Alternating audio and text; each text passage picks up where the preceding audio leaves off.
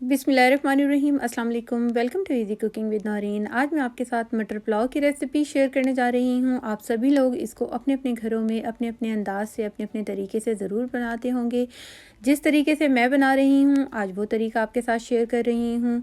बहुत ही ज़बरदस्त होने वाली ये रेसिपी है। रेसिपी को फुल वॉच कीजिएगा और अगर आपको मेरी ये रेसिपी अच्छी लगे तो प्लीज़ इसे लाइक एंड शेयर ज़रूर कीजिएगा।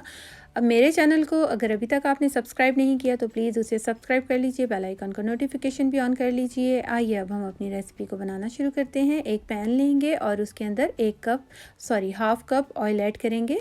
अब हम इसके अंदर एक बड़ी इलायची, 4 अदद लौंग हैं, 8 से 10 दाने जो हैं यहाँ साबुत काली मिर्च के हैं, तकरीबन 10 से 12 दाने, और 1 टीस्पून सफ़ेद ज़ीरा और एक दालचीनी का टुकड़ा। इसको हमने मीडियम फ्लेम पर 1 से 2 मिनट के लिए फ्राई करना है। 1 से 2 मिनट फ्राई करने से ऑयल के अंदर बहुत ही अच्छी सी खुशबू आ जाती है इन तमाम खड़े गरम मसालों की।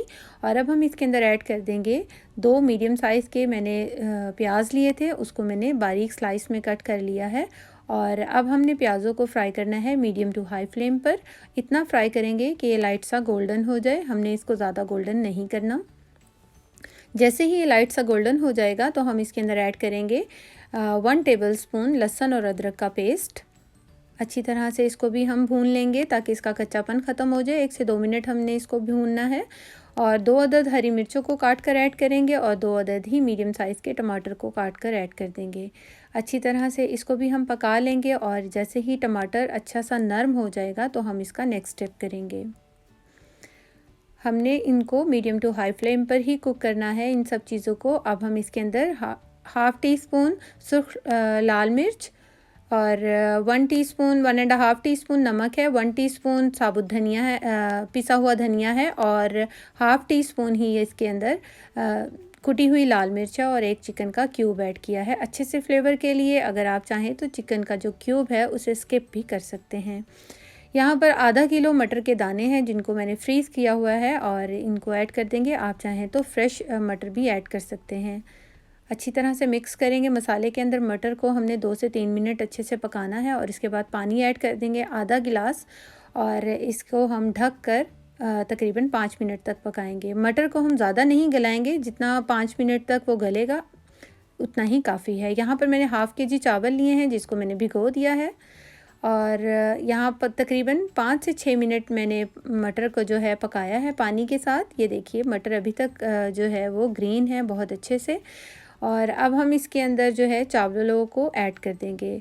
मटर का जो बाकी की कसर है वो चावल के साथ पूरी हो जाएगी और अच्छे से मटर जो हैं वो गल जाएंगे। अच्छी तरह से मिक्स कर देंगे और अब हम 1 गिलास पानी और ऐड करेंगे। आप अपने चावलों के मुताबिक पानी को ऐड कीजिएगा। अगर चावल अच्छा है तो जितना चावल लेंगे उसका डबल पानी जाता है। अच्छे से मिक्स कर देंगे और पानी जैसे ही खुश्क होने पे आएगा, ये देखिए तकरीबन हमारा जो चावल है 50% डन हो गया है। अब हम इसको ढक कर तकरीबन 5 से 6 मिनट पकाएंगे। इस तरह पकाने से चावल बहुत अच्छे तरीके से फूलता है और कम पानी लेता है। ये देखिए 5 मिनट के बाद हम कवर को हटाएंगे और इसको एक दफ़ा फिर से मिक्स कर लेंगे ताकि इसके ऊपर जो मसाले होते हैं, खड़े गरम मसाले जो हमने डाले हैं वो ऊपर आ जाते हैं तो वो फिर मिक्स हो जाएंगे। अब हम इसके ऊपर जो है थोड़े से कटे हुए टमाटर, हरी मिर्चें, टमाटर ऑप्शनल हैं, हरी मिर्चों को डालेंगे तो टेस्ट बहुत अच्छा आएगा। हरी मिर्चें, थोड़ा सा हरा धनिया, और हाफ़ टी स्पून मैं इसके अंदर डाल रही हूँ भुना हुआ और कुटा हुआ जो है ज़ीरा। ये फ्लेवर बहुत अच्छा देता है जब हम इसको दम पर जब हम लगाते हैं उस वक्त डालते हैं। और हाफ़ टी स्पून ही इसके अंदर मैं डाल रही हूँ जायफल और जवित्री का पाउडर। और ये डालने के बाद हम इसको किसी भी कपड़े से या किसी भी फॉयल शीट से हम इसको कवर कर देंगे और तकरीबन 2 मिनट के लिए, 2 से 3 मिनट के लिए हाई फ्लेम पर पकाएंगे और 15 मिनट का उसके बाद लो फ्लेम पर हमने इसको दम देना है। और 15 मिनट के बाद ये हमारा मज़ेदार सा मटर पुलाव जो है बनकर तैयार हो गया है। कि देखिए चावल का एक एक दाना कितना खिला खिला और ज़बरदस्त सा बनकर तैयार हुआ है। पानी की जो मैंने आपको क्वांटिटी बताई थी वो बहुत ही परफेक्ट है। अगर आप इस तरह से चावल बनाएंगे तो आपको पानी मज़ीद डालना नहीं पड़ेगा और चावल जो हैं बहुत ही अच्छे खिले खिले बनकर तैयार होंगे।